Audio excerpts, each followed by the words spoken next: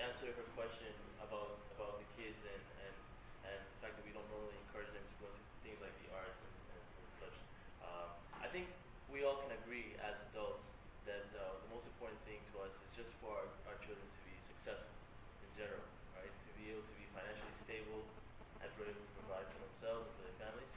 So I think more importantly, aside from, rather than, let's make sure that we encourage them to do what they love to do, but more importantly, to make sure that they know how to make it profitable in the future.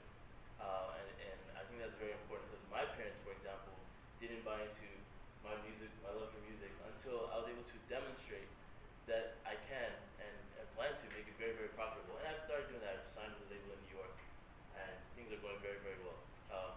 And for me, growing up, when I was in school, my parents telling me, okay, because it was choir, it was all sorts of the arts, I was in drama, I did anything that had to do with stage, that was me.